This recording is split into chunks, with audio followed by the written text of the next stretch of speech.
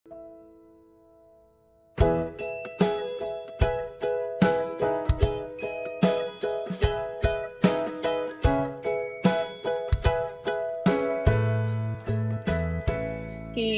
quando chegaram já estava todo mundo conversando. Eu sou a Analine, sou do Niná, somos 9 integrantes na equipe, e hoje 2 deles, que é Luana e Elisângela, vão poder trazer um pouquinho um estudo que elas desenvolveram nesses dias, que é bem atual, que é em relação à Covid-19, né? O futuro de uma ilusão que as crianças dizem sobre a pandemia. É uma questão que a gente pensou, seria pensar o que as crianças têm para nos dizer, e não sempre a gente dizendo as coisas às crianças, né? Ela precisa saber disso, ela precisa saber daquilo, mas a gente nunca para escutá-las. E aí as meninas vieram com essa proposta de trazer esse trabalho. Lu, ela é psicóloga e Eli, ela é educadora. Tá? Aqui, apesar de ser Luana e Elisângela, vocês sempre vão me ouvir falar Lu e Eli, que é como eu as trato, e vamos manter dessa forma, tá, meninas? Então, eu vou pedir para que todo mundo desligue os microfones, para que elas duas fiquem com os microfones ligados. Eu também vou desligar. Quem quiser falar, Lu e Ali disseram que poderiam, né, no meio da apresentação, se pronunciar, não precisa necessariamente esperar para o final para trazer uma contribuição, fazer um comentário, alguma questão que queira perguntar, para ser de fato um formato de bate-papo, tá bom? Mas no final também teremos tempo para mais conversas. E quem preferir tem o chat, Renata está olhando o nosso chat, qualquer coisa que queira falar sem necessariamente usar de áudio, tem o chat, tá bom? Desejo um ótimo trabalho às meninas e uma boa discussão para todos nós, ficarmos mais sabidinhos. Ok, Aninha. Obrigada, Aninha. Obrigada a todos e todas, né? Bom dia. Então, para esse nosso bate-papo, né, já que nós vamos... o nosso objetivo, na realidade, é pensar um diálogo, né, entre educação e psicanálise a partir das demandas das crianças, né, em tempos de pandemia. Pensamos, não é, Lu, em convocar o Manuel de Barros, tá? E aí, pelo menos um dos poemas dele, que tem por título Exercícios de Ser Criança. E aí, Lu, você quer fazer a leitura para a gente do poema? Posso fazer. Exercícios de ser criança, né, como ele falou.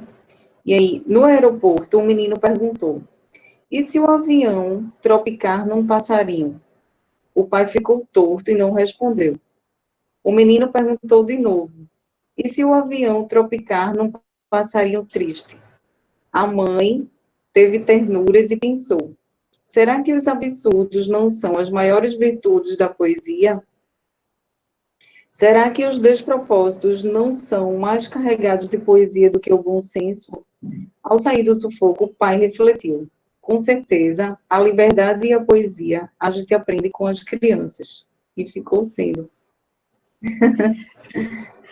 É interessante como no poema, nos poemas de Manuel de Barros, de um modo geral, né, mas esse em particular, porque foi escolhido, né, para essa nossa discussão, o Manuel, ele expõe de uma forma incrível, né, a ingenuidade e a curiosidade infantil. É a partir de um diálogo que a gente consegue perceber aí entre uma criança e seus pais, né? E nele vemos uma criança fazer uma indagação que, para ele, se torna muito pertinente a partir da sua imaginação, né? Mas que para os adultos, por não, de certa forma, não constituir uma preocupação para os adultos, são tomados com espanto, e por isso o pai fica tonto, né? E aí, no caso, era tonto, Lu, viu? Porque a gente acabou, né, deixando isso aí passar.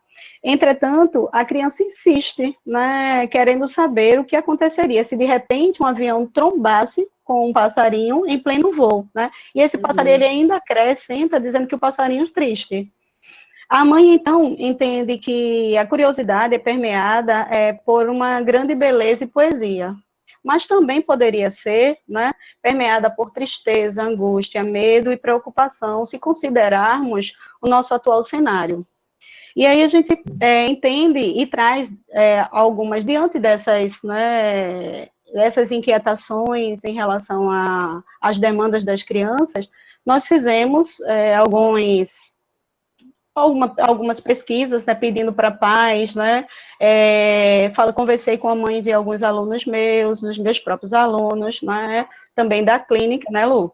Isso, Que e fizemos alguns familiares recortes também, né? familiares, né, fizemos alguns recortes dessas falas de criança, e, né, para a gente poder discutir aqui um pouquinho. E aí é o que a gente pensa, né, que traz aí na fala de S, né, de 6 anos, que ao finalizar uma oração, faz o seguinte comentário: mãe, esse vírus precisa ir embora logo, porque ele deixa a gente com saudade das outras pessoas. Então, como a gente viu no poema, o menino traz uma curiosidade a partir da questão da imaginação, né, que está recheada de poesia, mas as demandas das crianças que nós estamos trazendo hoje, ela também vai estar permeada por medos, angústias, não é isso, Lu? Isso. E, assim, muitas vezes a gente nem imagina o quanto as crianças, elas estão sentindo, né, essa situação que a gente está passando. E aí, quando a gente para analisar, vocês estão me ouvindo bem? Muito bom. Quando a gente para pensar e analisar, né, o que é que eles estão, a forma como eles estão respondendo, né, a determinadas questões que a gente não se dá conta, e aí quando a gente observa, aí é que a gente vê o quanto eles estão sensíveis e, assim, percebendo tudo que está se passando, né, que tudo que está acontecendo nesse momento. Bem, e para a gente dar continuidade, né, viram que o nosso título, de certa forma, a gente faz um jogo aí, brinca um pouquinho, né, para continuar com o trabalho das crianças, ou tentar, pelo menos, né, se aproximar do que elas fazem o tempo todo, brincando com as palavras. Então, a palavra ilusão deriva do verbo, né, latino, iludo, que quer dizer divertir-se, recrear, mas também burlar, mas que evoluiu para os nossos dias, né, como algo no sentido de ter esperança de algo desejável. Assim como também a palavra alusão, que também deriva do latim, né, e significa ação de brincar com, aquilo que faz menção. A alusão também é uma figura de linguagem que caracteriza-se pelo uso de uma referência ou uma citação de um fato ou pessoa, e que pode ser caracterizado, né, e que pode ser mencionado a partir de características ou metáforas. Então, nós vemos que tanto a palavra a alusão quanto a ilusão, elas podem remeter a algo que é da ordem do desejo. Tá? Desejo de brincar, aludindo ao que pode ser improvável, mas não impossível. Né? Com respeito a isso, Freud nos diz que o que é característico da ilusão, o que é característico das ilusões é o fato de derivarem dos desejos humanos. Assim, o desejo de possuir poderes para acabar com o vírus, né? Ou o desejo que ele desapareça para poder rever a professora e os coleguinhas, pode ser verdade, considerando, né, que no campo da ciência já se tem esse conhecimento, né? E também considerando que já conhecem também como poderia se comportar diante de uma pandemia. Mas, infelizmente, parece que a gente não aprendeu essa lição, né? E aí aquilo acaba se repetindo. Parece que estamos repetindo essa história, infelizmente. Quer falar alguma coisa, Lu? Eu fiquei pensando com relação à questão de que, assim, esse desejo, né, das crianças em combater, que aí você falou, né, com relação à pandemia, de combater isso que a gente está vivenciando, como eles demonstram isso na brincadeira e também, por exemplo, a gente escutou, né, uma criança falando que para poder a gente não adquirir esse vírus, né, a gente pode estar lavando as mãos, todos esses cuidados que a gente tem. E aí uma criança, né, falou assim, mas e por que a gente ainda está tendo algumas pessoas estão pegando, contraindo esse vírus, se a gente pode lavar as mãos e a gente não pode fazer um remédio com sabão e água, né? Então, assim, essa coisa de tentar dar um jeito nisso, né? De alguma forma. E aí a gente vai vendo que a partir dessa imaginação, desse modo de brincar, elas vão, de certa forma, elaborando, né? Como, né, conduzindo essa situação, né? E tentando, de certa forma, nomear esses medos, essa angústia. Fale, Lu. Eu fiquei pensando assim, com relação a essa questão de ter o poder de destruir esse vírus, né? Uhum. E aí, seja lá com sabão e com outras formas, né, que a gente vai ver mais na frente, né, que eles falam. Exato. Então, nós poderíamos chamar, né, essa crença, né, nesse poder de destruição do vírus de ilusão, já que sua motivação é construída por uma realização de desejo de poder ir à escola, desejo de rever amigos e parentes, desejo de voltar ao treino de futebol, né, ou ao treino de natação, desejo de poder abraçar e beijar os que gostamos. Então, quando a gente pensou em trabalhar com esse jogo de palavras, de alusão e ilusão, pensamos em fazer menção ao texto de Freud, O Futuro de uma Ilusão, considerado como seu testemunho pedagógico, visto que, para Freud, a finalidade da educação é a instauração do princípio de realidade, em que é permitido ao indivíduo, né, submetido ao princípio do prazer, a passagem da pura satisfação das pulsões para um universo simbólico. Universo esse que se dá pela linguagem, pela mediação da palavra, a qual desde sempre a criança encontra-se submetida e a qual é possível a simbolização das relações afetivas. E aí, pensando nessa questão das relações afetivas, né, seja com a professora, seja com os coleguinhas, né, seja na própria clínica, que nós vamos trazer esses recortes. Quer falar alguma coisa, Lu? Eu me lembrei que é um exemplo, né, que a gente estava discutindo, que foi, eu não sei nem se tu ia querer comentar isso mais para frente, mas assim, eu me lembrei agora. Não tem problema, fique à vontade. De que, assim, tinha uma criança, né, que estava bem, não estava se sentindo bem, né, pelo fato de ter que voltar às atividades normais, né, isso foi quando, agora, no início de maio, né, quando se começou se deu reinício às aulas, e aí, ela muito chorosa, a criança, dizendo para a mãe que não queria, né, estar ali naquele momento, não queria se dedicar ao que a professora estava ali solicitando. E aí a mãe enviou, né, uma mensagem para a professora, dizendo o que tinha acontecido. E aí a professora, né, ela foi e mandou um áudio cantando uma parte de uma música, né, que é aquela, encosta, eu não sei cantar muito bem não, minha gente, mas encosta tua cabecinha no meu ombro e chora.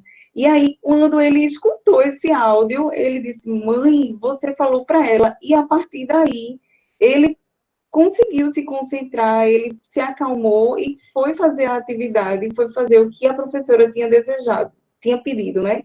Então, assim, a gente conversando, eu me lembro que ali falou bastante isso, né? De que a professora foi bem inteligente e se utilizou de algo que...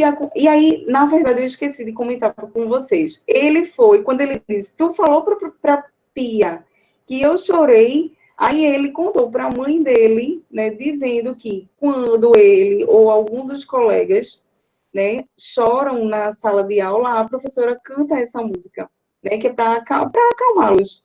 E aí, né, isso fez um efeito mesmo ele estando em casa e a professora na casa dela também, né? E se ele quiser complementar alguma coisa disso. Aí a gente vai estar, você deu um excelente exemplo, Lu, né? E é muito, muito sensível, porque aí a gente faz justamente, nos faz pensar na questão da transferência, né? Que também pode ser remetida à educação, né? E desse lugar que é atribuído ao professor, essa posição, né, que é atribuída ao professor, a partir do que o aluno o coloca.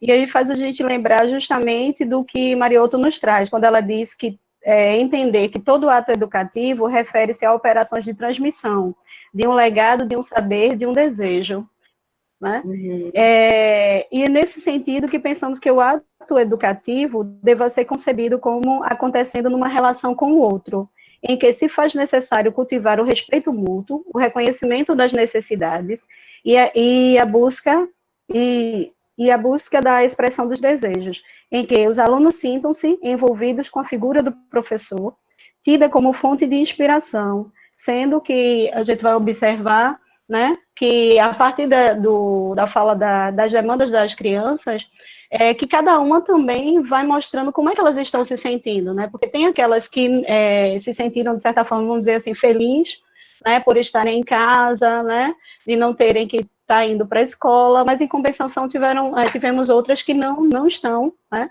que gostariam de estar com os coleguinhas, tal. Então, diante disso, nós questionamos, né, como é que elas se sentiram, né, com o retorno, com a ausência das aulas e com o retorno dessas aulas, né, na modalidade remota. E aí nós vemos, Lu acabou de nos dar um belíssimo exemplo, mas também temos o DF. Quer ler para a gente, Lu? O que é Quero. que F fala? F tem 7 Por anos. favor. E aí a gente perguntou para ela, né? Diz como é ficar sem aula. E F diz: no começo até gostei de ficar em casa sem aula, mas agora tenho saudade da minha professora e dos meus amiguinhos. É muito chato só ficar em casa. E, de 5 anos, né, perguntamos para ele: diz o que achou da aula remota? Gostei um bocado, porque estava muito triste sem ver meus amigos.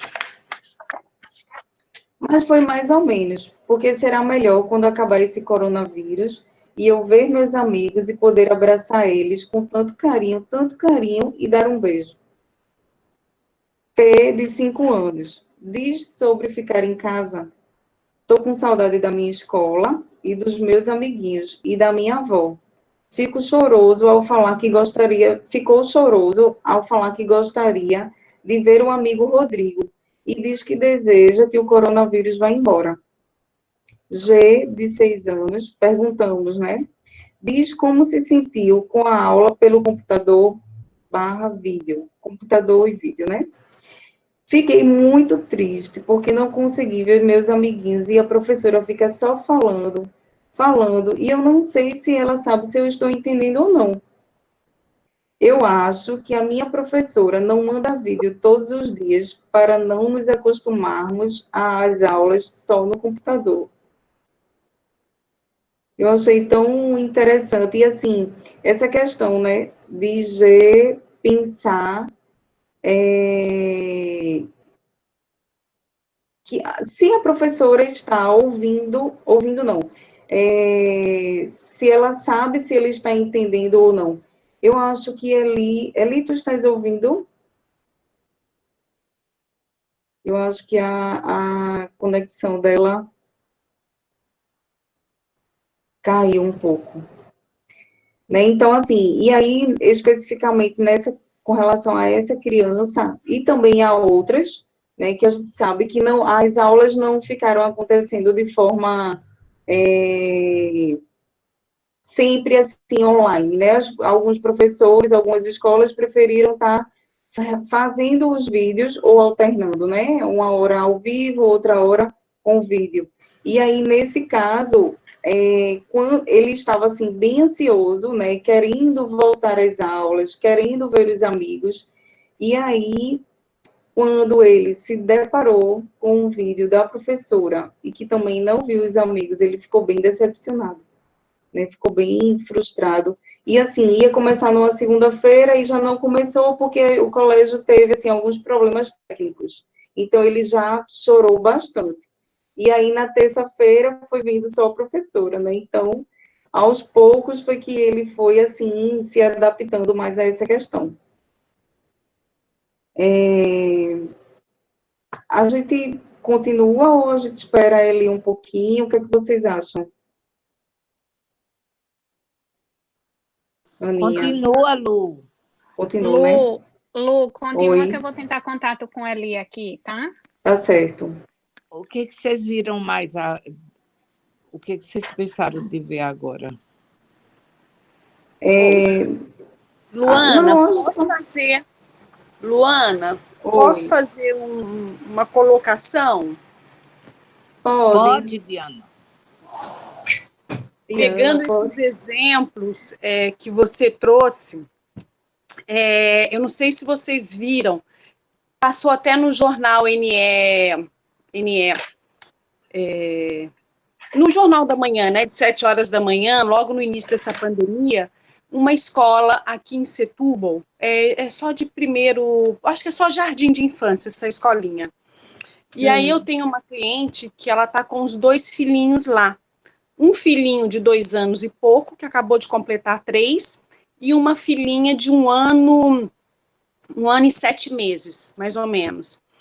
E aí, ela, na sessão, ela tinha me colocado, quer dizer, ela trabalhando fora, o marido trabalhando fora, com essa pandemia, vindo para dentro de casa e com as 2 crianças, né? E que na hora que ela ia preparar o café da manhã, o filhinho dela dizia assim: não, mamãe, tem musiquinha tal para cantar. E ela não sabia a musiquinha, e o menininho cantava para ela. Ok. Na hora do almoço, a mesma coisa. Escovar os dentes, a mesma coisa. E aí ela ligou para a escola e disse assim: olha, meu filho está dizendo que tem tais musiquinhas e eu não conheço as musiquinhas, né? Como é que é essas musiquinhas? E aí a diretora do colégio, ela apareceu até na televisão, né? A diretora do colégio, a dona do colégio, na verdade, pediu para as professoras gravarem um vídeo. Então, cantando: vamos lavar as mãos, vamos escovar os dentes, é hora de dormir, é hora do cochilo, é hora do café, essas coisas do lanche, né? E aí fizeram, e ela até me mandou os vídeos, né? E aí depois mandaram um vídeo também da pequenininha, que é 1 aninho e pouco. E aí ela me mandou o vídeo da filhinha dela recebendo o vídeo da professora, né? Ela colocou o celular, o bebezinho ficou olhando, né? E depois ela abraçou o celular e ficou assim, sabe? Que lindo. Eu falei, gente, isso eu fiquei assim, não, eu não acredito nisso. E aí eu falei, olha, parece que ela está abraçando a professora. E ela falou, Diana, mas está mesmo, ela adora a professora, né?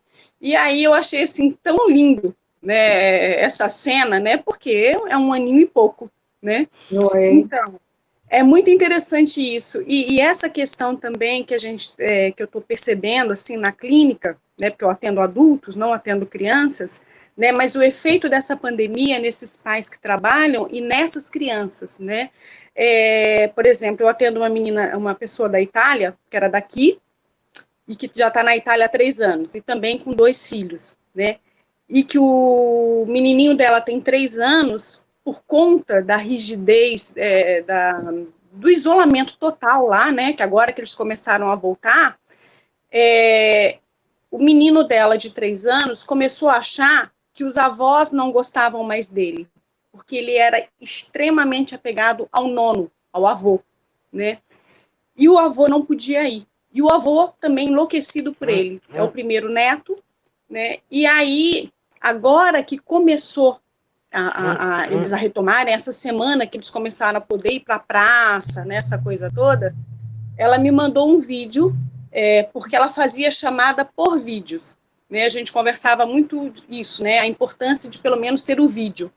E aí ela me mandou o vídeo dele indo para a casa do avô. Inicialmente ele rejeitou, né?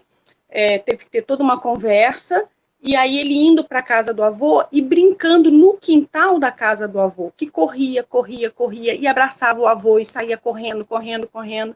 Então a gente vê assim o efeito, né, da criança, né, desse imaginário. Olha, você não me ama, você não está vindo aqui. Mesmo contando a historinha, vamos contar a historinha do bichinho, do coronavírus, que ele está por aí, mas ele vai embora, né? E aí eu fico muito preocupada com essa volta, porque você disse, e eu concordo com você, para algumas crianças está sendo muito bom estar em casa com o pai e a mãe, né? E aí, como é que vai ser essa volta? Essa volta também tem que ter um preparo, né? Então, é Isso mais ou menos isso que eu queria colocar, só para... é verdade. Né? E assim, à medida que estão mais em casa, muitos estão mais apegados e o tempo todo ali com aquela mãe junto. Aninha, tu queres falar alguma coisa? Não, eu ia dizer que eu concordo muito com Diana, com esse ponto que Diana trouxe, porque uma das coisas que eu mais tenho percebido é a importância de dizer em especial às crianças, que os avós não estão com eles, não é porque deixaram de amá-los, né? Porque alguns discursos que eu tô tendo a oportunidade de escutar, tem algo nesse sentido, das crianças, inclusive, não quererem fazer chamadas de vídeo com os avós, ou o avô tá lá, o avó tá lá no vídeo falando e a criança olhando de lado, no sentido de não querer, de fato, contato, até que a mãe possa explicar, olha, vovó e vovô não deixou de ficar com você, não foi porque deixou de te amar, é porque não pode. E aí, depois dessa fala, desse esclarecimento, que por vezes precisa acontecer repetidamente, eles passam a voltar ao contato. Né? Eles passam a aceitar a comunicação e liga para vovó, liga para vovô. Mas que no primeiro momento eu achava que, além de tudo que estava acontecendo, os avós, que eram acostumados a ficar com as crianças, não estavam mais querendo ficar com eles. Isso, em especial, os bem pequenininhos, porque os maiorzinhos ainda têm uma compreensão maior, né? Assim, mais clara. Eu vi o caso... E Pode só falar, complementando, Aline, e aí eu acho que abre para uma outra questão, né, Aline? Esses avós entenderem também que isso não é desamor dos netos, né? Porque Sim. Aí soma-se a questão da idade, né? A ameaça da morte pela própria idade, a ameaça do vírus para pessoas muito mais idosas, né? Então vem todo o imaginário. Sem dúvida, Então você Diana. tem que trabalhar com a criança e com esse mais idoso também, né? Parece que esse tempo é um nunca mais, né? Nunca mais vou poder ver meus netos. Né? Termina ficando muito nessa conotação. Parece que é finito. Né? Pronto, era isso. Vou silenciar. Elisa chegou por aqui. Cheguei. Vocês estão conseguindo me ver? Viu? Porque desde ontem, desculpa, gente, desde ontem estamos com problema de energia aqui, a CELP veio, mas hoje voltou a ter um problema, mas a gente vai seguindo aqui como pode, tá? Aninha, você dá uma olhada aqui no tecnologia. Chat. Faz parte, né?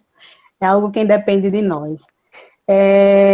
Tem aqui alguns comentários bem bacanas, né?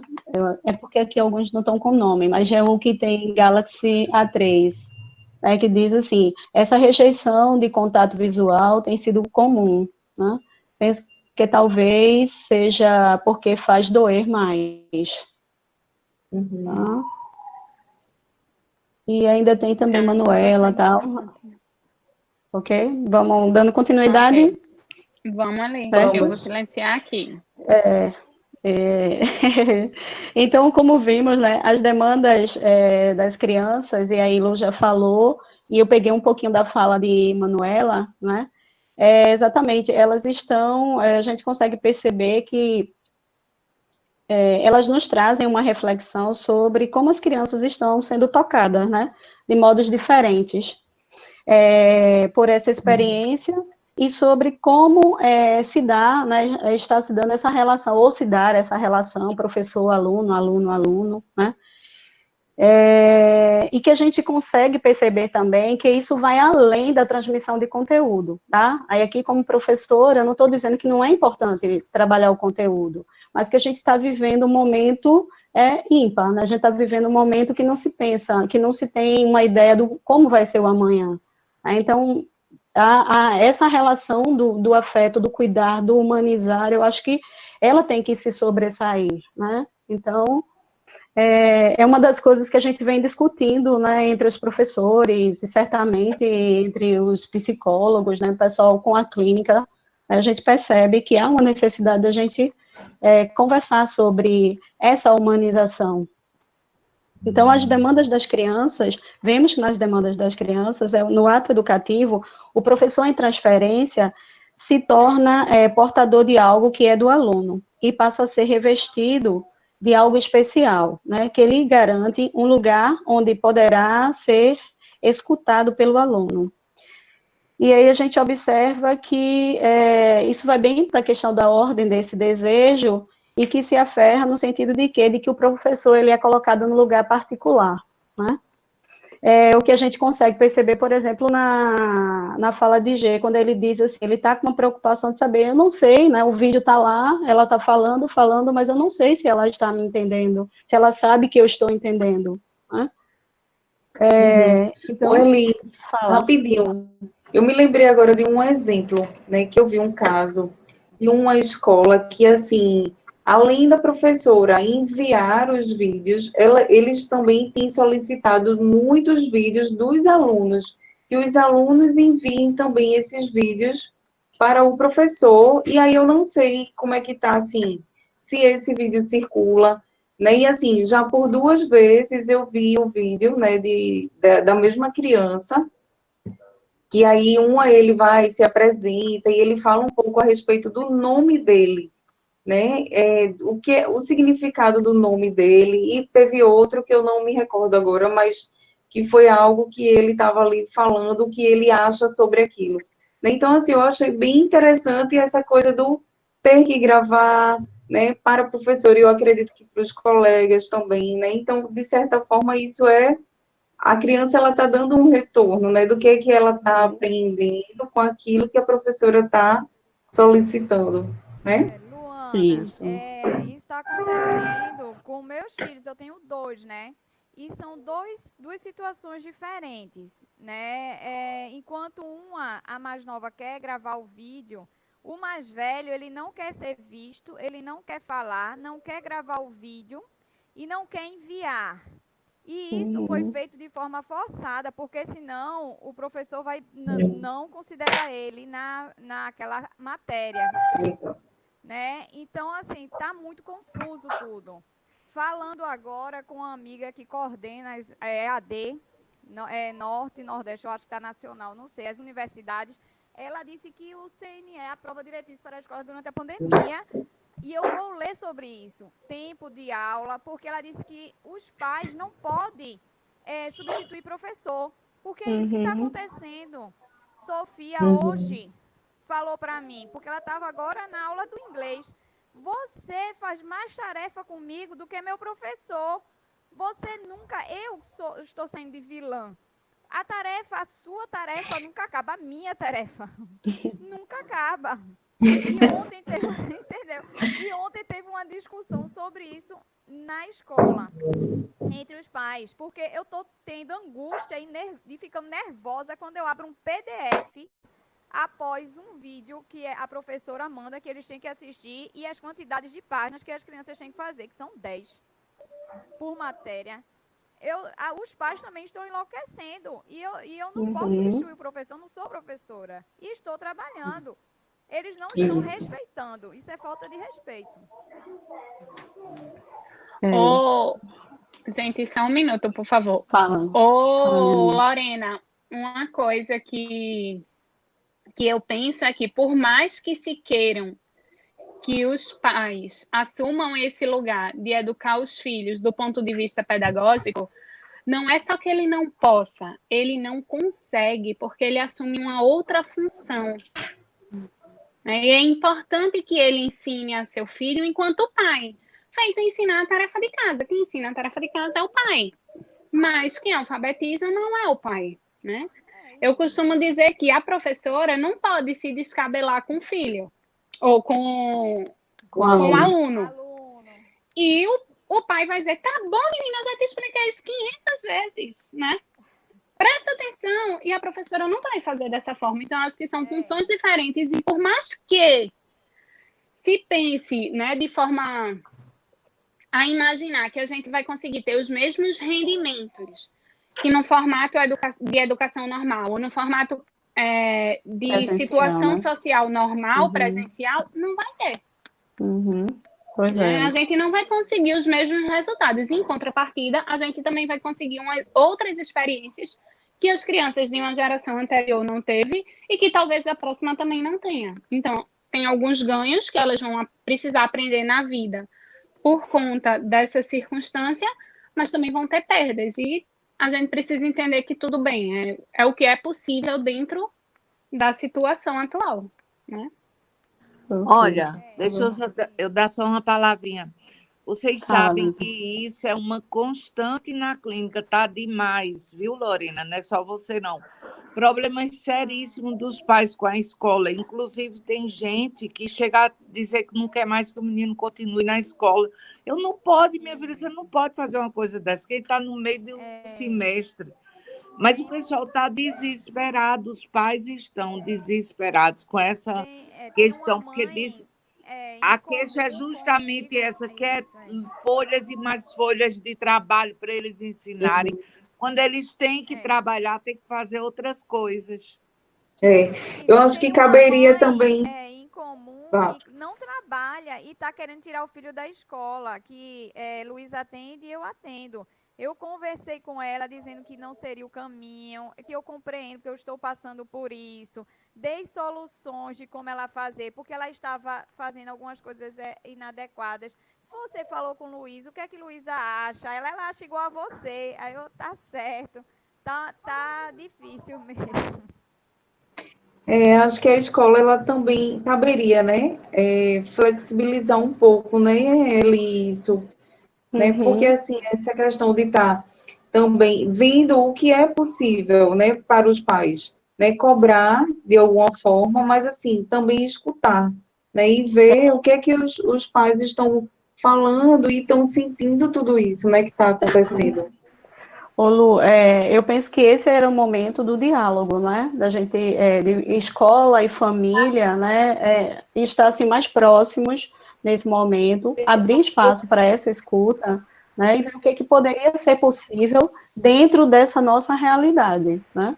Porque é geral, gente. Essa escuta, essa sua fala, Lorena, a gente escuta o tempo todo em relação aos pais, né? Que estão angustiados pela quantidade de conteúdos, né, que se querem, de certa forma, empurrar para as crianças aprenderem, e esquecem que estamos vivendo numa situação, como eu já havia dito, que a gente não tem como pensar nesse futuro, né? Os adolescentes estão preocupadíssimos agora com a questão do Enem, né? Como é que eu posso pensar em estar estudando, se aí, de repente, a internet cai, se eu não tenho um livro, né, e eu não tenho, muitas vezes, tempo para isso, né, porque existem outras situações, eu não consigo nem me concentrar.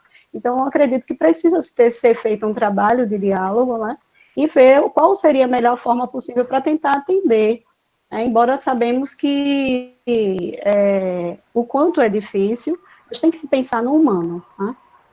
Fala, eu acho que alguém estava querendo falar. Gente, a energia chegou, eu só vou colocar na tomada aqui rapidinho, tá bom? E eu só queria mudar para a internet daqui, porque eu estou usando o 4G, eu não sei se... Eu mantenho assim, pode ser? Eu vou deixar assim, vá. Tá ótimo, ali. Tá. Estão me ouvindo aí? Pode falar. Eu acho que eu queria compartilhar com vocês, eu acho que algumas ideias em relação ao que a gente tem cuidando da escola, né? Eu acho que a gente tem que... As idades dessas crianças sendo... Né, quando você fala... Eu acho que é fundamental os idades que são realidades que a gente está fazendo enquanto escola. Eu tenho experiência na escola, da gente estar entrando na casa das pessoas, né? As pessoas com rotina, as pessoas vivendo a sua vida de uma rotina, como Lorena trabalha, eu estou trabalhando, eu tenho filhos também, eu também estou vivenciando isso tudo e estou na outra ponta, que é ser escola e entrar na casa das crianças. Uma das preocupações, eu acho que está valendo muito a pena, foi antes da gente estabelecer esse vínculo pelo novo, esse vídeo, a gente construiu a equipe, né, de toda a coordenação, psicóloga, a gente fez um vídeo orientando essas famílias de como receber esses vídeos das professoras, desses encontros síncronos, que são esses encontros, eles terem mais desse ambiente, não mexerem nesse ambiente. Eu estou falando de crianças pequenas, deles não deixar que as crianças não perdessem, não podem perder a espontaneidade dessa coisa de abraçar o telefone, desse vínculo, porque, na verdade, nós não estamos dando aula, né? Os meninos pequenos, eles não estão tendo aula, eles estão tendo a manutenção de vínculos, que eu acho que é fundamental, ele olhar para a professora, ouvir uma música, a música da escovação. Veja, isso a gente está tentando, de uma certa forma, manter esse vínculo com essas crianças pequenas. Com os maiores, eu acho que o desafio é maior mesmo, da gente criar uma rotina, dentro da nossa rotina, dele ter horário de aula, de ter tarefa de aula. Mas eu acho que, como está sendo dito, eu acho que o diálogo é a forma de se chegar ao meio termo.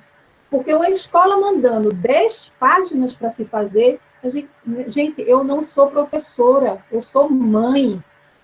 Então, a gente tem que se colocar nesse lugar. São funções, como a Ana disse, são funções diferentes. A gente não está aqui para alfabetizar filho. E outra coisa, eu ouvi muito esses dias, a gente tem escutado muito, minha gente, o que os filhos estão ganhando não é parte didático, são outros conhecimentos que eles vão usar para a vida. Nós estamos num momento, Manu até colocou, que é uma parceira minha de trabalho, é um passageiro, a gente é transitório, isso vai acabar. Né? Eu acho que a gente tem que passar isso para essas crianças e adolescentes. Os adolescentes não querem se expor, não querem mesmo. E daí? Tudo bem, a gente vai ter que criar formas de chegar a esse adolescente. E até a própria adolescência, os meus são adolescentes, eles não querem se expor. E a escola vai pedir como? Me dê uma solução, eu quero fazer. Eu não estou me negando a fazer, eu como mãe, eu não estou me negando. Mas eu quero sua ajuda, porque eu não sou professora, eu sou mãe. E eu não quero, olha, eu sou psicóloga, sou pedagoga, e eu digo aos meus filhos, eu não sou professora de vocês, mas eu vou compartilhar com vocês esse momento e vamos entrar no diálogo. Eu acho que essa função da gente tem que manter com essa escola, ligar para a escola, para as pessoas responsáveis, dizer, olha, o que vocês estão me propondo agora, eu não estou podendo fazer. O que é que a gente pode fazer? Porque eu estou aberta, eu quero ajudar. Mas eu também quero que vocês me escutem as minhas dificuldades de casa. Dessas crianças pequenas, o que a gente tem feito? A gente tem feito encontros muito curtos, porque o uso de tela, a gente ainda tem a preocupação desse uso de tela, mas a gente tem feito encontros pequenos, onde a professora mostra, canta uma música, sempre usando a ludicidade, esse momento muito lúdico. Num outro momento, eles recebem um vídeo da professora fazendo alguma atividade, e isso está seguindo. É o ideal? Não, mas é o que é possível se fazer agora. Né? Pegou todo mundo de surpresa, gente. Isso, eu, como psicóloga, estou atendendo, isso está chegando para mim. Eu digo, gente, a gente vai fazer o que é possível. Mas se não der, tudo bem se não der. A gente está tentando criar estratégias. Para umas famílias dar certo, para outras não dá certo, porque tem rotinas. A gente tem casos de pais médicos. À noite, como é que esses pais vão estar presentes? Uhum. Né? Posso me colocar? Posso me colocar fazendo... Por favor, Diana. Endossando o que você está falando, apenas 2 pontos. Eu acho interessante essa questão com o adolescente, do adolescente não querer, e eu acho que isso é muito comum, né? Porque na adolescência vem toda aquela transformação, tem a questão da timidez, né? Tem a inibição, tem a espinha, o rosto cheio de espinha, né? É o cabelo que não está bom. Então, eu acho muito natural o adolescente não querer, né? Então, talvez, sei lá, fazer atividade só por voz ou não, aí tem que se pensar. Mas o que eu estou querendo dizer é que tem que se levar em consideração este momento do desenvolvimento, né?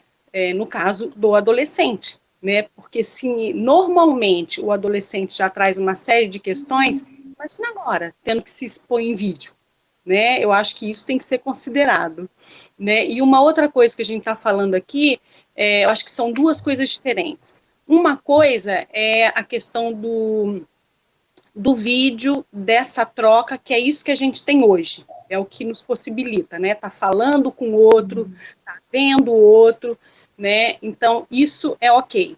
Diferente daquilo que a Julieta Jerusalinski traz no livro dela, Intoxicação Eletrônica, né? Onde a criança fica vidrada, né, em joguinhos, ou na televisão, ou no celular, né?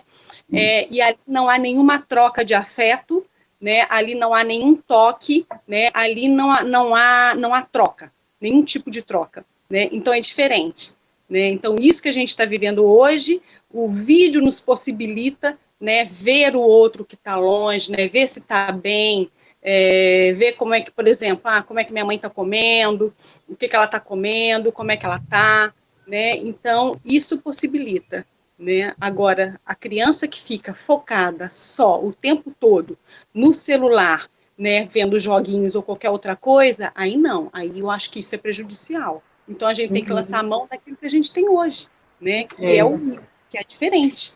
Né? E ela menciona bem, né, Diana, com relação a essa questão de estar trocando o fato da criança ficar muito tempo num jogo, ali no aparelho eletrônico, está sendo trocado pelo quê? Né? O que é que se poderia estar fazendo ao invés de estar jogando? Sim, Né? sim. Essa questão das trocas, das relações familiares, e muitas crianças que a gente vê hoje em dia, que assim, por exemplo, na hora que está fazendo alguma refeição, né, não está ali em convívio, né, de certa forma, estabelecendo uma troca, né, com os pais, com alguns familiares, né, porque está direcionado ao jogo. Então, assim, a gente pensar muito no que é que isso está, no que a tecnologia está, o que é que, eita, mas está o que é entendendo. não é essa questão de o que é que está sendo em troca de quê? Né? Era isso que eu queria frisar. Né? Que ela. Bom uso, né? Isso, Bom uso, isso, né? isso. Né? O que é que a criança está deixando de fazer para estar ali? Né? E aí, utilizar é uma coisa que ela frisa bem, que se pode utilizar, mas pensando no que a criança está deixando de fazer também. E aí envolvem, né, as outras brincadeiras, né, que poderiam estar sendo realizadas também. Eu acho que Ia falar. Renatinha queria falar também. Oi, Aninha, eu ia trazer os comentários aqui do chat. Vocês estão me ouvindo bem? Por favor, Renatinha. Só lembrando, o comentário que você leu antes, ele foi da Luciana Brasil. Ela colocou o nome aqui. E a Manuela também, ela contribuiu. Ela disse que o diálogo e parceria é fundamental nesse momento, falando em relação dos pais com a escola, né? Que é preciso acolher as famílias e diminuir o grau de exigência e culpa. Além disso, para os pequenos não existe modelo para estar diante da tela. Eles vão participar de forma singular e do que for possível, né? É um momento que, por si só, já traz insegurança e tensão.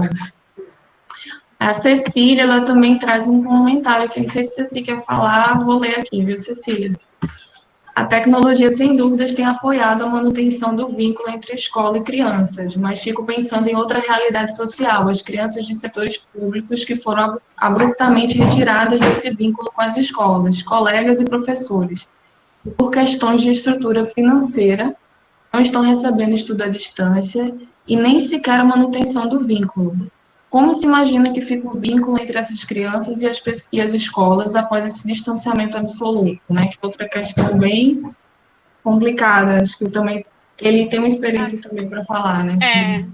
Eli, eu acho que pode falar sobre essa experiência, né, Eli? Pelo serviço público. Acho que depois Silvia também quer se colocar. Tá me ouvindo? Eli? Eu não estou escutando. É porque meu microfone estava fechado, perdão. Certo. Tá. Estava gastando voz em vão. Foi em vão. Mas o comentário da Cecília, tá okay. Me chamou bastante atenção, porque é uma realidade que eu partilho, né? Porque eu sou professora de rede pública de ensino e sou professora alfabetizadora, né? Trabalho com turmas do 2º ano. Então, o que acontece? Diante, né, dessa situação, né, porque foi abrupta, normalmente os professores, eles fazem grupos no WhatsApp, né, só com aqueles pais, com os pais, né, ou responsáveis, tal, quem realmente cuida daquela criança, e o que nós fizemos? Aproveitamos esse, né, WhatsApp que a gente já fazia, justamente para uma comunicação mais rápida, e estamos mandando, né, eu pelo menos vou falar pela minha experiência, né, ou pelo menos 2 vezes na semana, a gente está sempre se falando junto, né, todo mundo chama 2, 3, 4, dependendo do WhatsApp, que tem alguns que não conseguem colocar tanta gente assim, mas aí vai fazendo, às vezes faço particular, né, no privado com uma ou outro, mas aí tentando manter, né, esse vínculo com os alunos, né, alguns ficam com vergonha de falar, porque a mãe vai estar perto, pede que a mãe saia, tal, mas assim, é sempre muito emocionante, gente, eu não gosto muito de falar, porque senão eu choro, né, porque eu vou lembrando das carinhas, né, desse retorno do carinho, que é muito grande, e a saudade, né, lógico que como eles, nós sentimos muito também. E aí é isso que a gente vai tentando, né, na medida do possível, mesmo diante de uma situação que a gente sabe que o financeiro, que infelizmente, essa situação de aula remota, ela só agrava essa desigualdade social, mas a gente vai, de alguma forma, tentando manter isso. Alguns municípios estão tentando fazer, né, com que essas aulas cheguem, né, via grupo no Facebook e tal, mas a gente sabe que não chega a todos. Obviamente, a gente tem a certeza disso, né, mas pelo menos o laço, o vínculo ali com aquele grupo de alunos, né, a gente vai tentando manter. Então, todo dia tem mensagem, tem uma conversa, né, tem um chorinho aqui, tem uma canção ali, tem uma leitura, né, de uma história que é comum a nós, então, que de certa forma conta um pouquinho da nossa narrativa dentro de sala de aula, e eu acho que é por aí mais ou menos o caminho que a gente vai tentando, e vai trocando ideias com os colegas, né, o que é que pode ser feito para tentar minimizar, né, esse sofrimento tão humano. Mas podem continuar, gente, que eu estou, assim, bem emocionada. Obrigado, Eli. Eu acho, Lu, depois que tu falar, eu acho que Silvia queria falar também, para a gente poder dar continuidade, tá? Ok. Certo. É só para mencionar com relação à questão dos adolescentes, né, que tem alguns, na verdade, um adolescente, né, que estuda num colégio público, e ele estava falando que um professor, né, pelo fato de não estar, as aulas não estarem, né, sendo realizadas, um professor combinou com a turma, e aí eles estão se falando pelo WhatsApp, né, não estão se utilizando de outros aplicativos, de outras plataformas, porque nem todo mundo está acessível a isso, né, não tem acesso, mas que pelo WhatsApp é algo que fica mais acessível para todos, né, e aí tem alguns casos específicos na turma que não, assim, as condições realmente financeiras bem precárias, mas que dessa forma estão conseguindo. Então, assim, eles deram continuidade. Inclusive, até um professor, ele fez um sorteio referente a um livro, eu acho que foi em valor, mas aí para compra de livro, e que aí aqueles alunos que tivessem feito as atividades que ele solicitou, iriam constar lá na lista os nomes de quem fez tudo, e aí ele ia fazer um sorteio, né? Então, assim, os alunos também se empolgaram com isso, né? Eu acho que é uma forma bem bacana de estar mais próximo, né? E aí o adolescente, ele falou isso com muita alegria, né? O Lu fez eu lembrar, eu estou tomando a fala de alguém, né, Aninha? Vá, fala. Vá, pode passar adiante, depois eu... É Silvia, né? Certo. Eu queria fazer referência à fala de Diana e de Liliana, particularmente com relação à fala de Diana, quando ela sugere que as aulas virtuais também possibilitam uma troca, não é? Quando ela faz a diferença entre estar no jogo, estar no vendo desenho e a aula propriamente. Então, numa aula virtual, a troca entre o professor e o aluno. Eu diria o seguinte, que é uma proposta, né, das aulas virtuais é que haja troca, mas na verdade nem sempre existe, como é o exemplo dado por Luana e por Elisângela, quando elas falam da criança que pergunta à mãe, mas como é que a professora vai saber se eu estou entendendo o que ela está dizendo? Então, isso é uma demonstração de que pode não haver troca. Não é? E preciso ver também que, em alguns casos, a mãe precisa intervir para que a troca exista, como foi o caso da mãe que fez um contato direto com a professora para relatar à professora que estava vendo, né? E ela, então, muito sabiamente, manda um vídeo com uma canção que é familiar a essa criança, né? Que é dessa criança, e isso termina tendo um efeito muito bom. Me lembro também do caso de um adolescente que se queixa de estar tendo aulas virtuais, mas essa aula ela é disponibilizada, é um colégio que tem várias turmas, então ela é disponibilizada para os vários alunos das mesmas séries ou dos mesmos anos. Então, chegando, por exemplo, a ter uma aula com 179 alunos ao mesmo tempo. Naturalmente que esse professor, o professor da escola, não é o professor de todos os alunos. Pergunto como pode se dar uma troca numa aula com um professor que não é o professor daquele aluno, ou seja, que o aluno não conhece esse professor, não conhece o estilo de aula do professor, não tem familiaridade com ele, não é? E nesse sentido, não é estar com um professor que era seu, né? Mas é estar em contato com um professor que ele não conhece.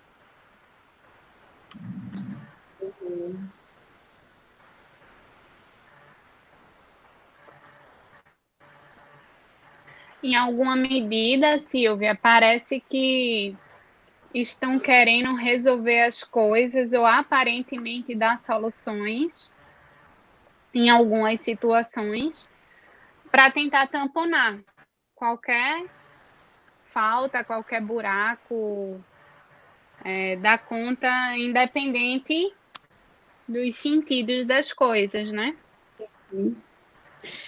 Aninha, e também, posso? Por favor. Vou, inclusive, E também, fechar, porque vocês aproveitam e seguem, tá? Tá bom, amor.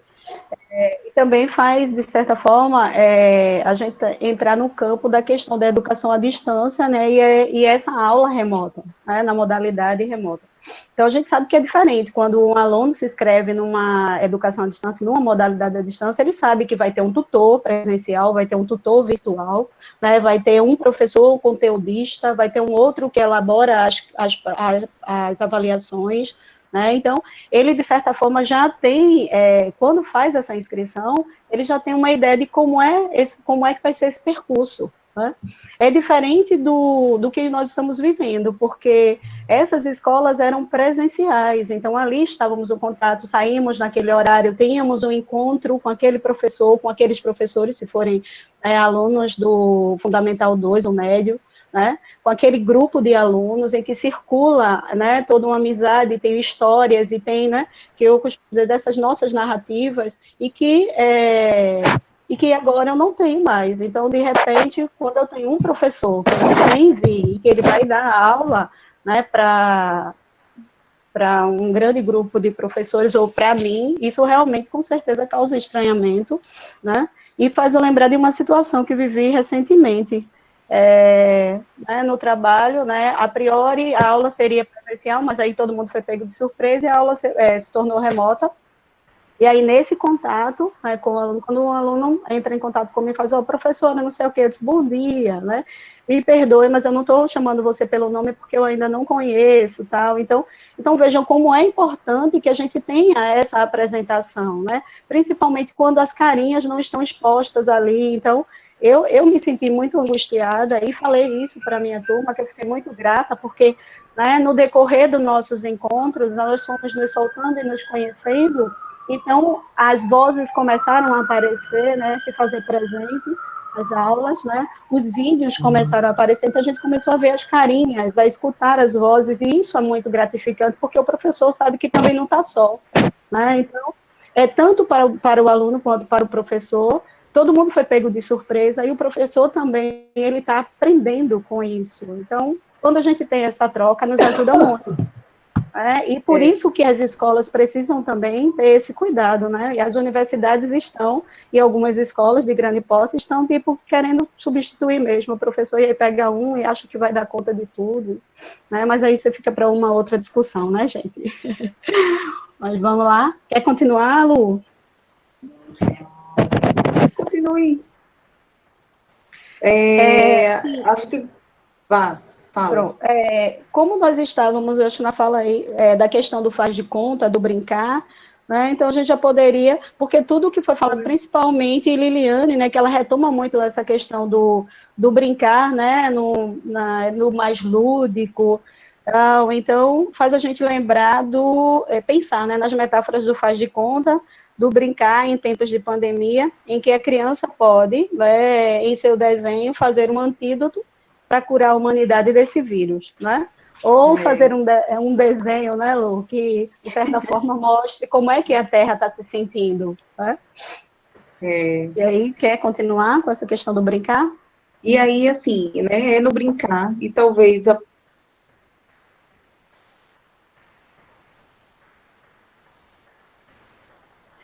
Eu acho que teve uma falha na internet de Lu, né, Eli?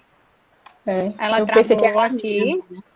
Mas é a de Lu, Não, né? foi a de Lu. Tu continua, Eli? Aproveitar para falar um Ah, pouquinho. pronto. Lorena quer dar uma Pronto. palavra. Vá, Lorena, fique à vontade. Falando assim, vocês estavam falando do brincar, do espaço para música, e essa minha, tava falando com ela remotamente aqui pelo computador, ela, né, ela faz a EAD, ela coordena, né? Então, ela estava dizendo que faz parte também da aula ter isso. Tem que ter, inclusive, não é só o professor falando e o aluno fazendo a atividade. Tem que ter a música, tem que ter vídeos, tem que ter a pausa por esses meios, né, para promover um maior envolvimento e motivação, né, de ambos os lados. Ok, obrigada, Lorena. E aí a gente continua? Continua, Eli, por favor. Pronto. Então, Lu estava, né, falando da questão do brincar, né? E aí ela traz que talvez apenas no brincar que a criança e os alunos experimentam liberdade suficiente para criar e criar-se. Pensando nessa questão, e aí a gente traz Freud, nos diz que a criança brincando cria um mundo próprio ou rearranja as coisas de forma que lhe agrada, passando a levar o seu jogo a sério e investindo emoções nele.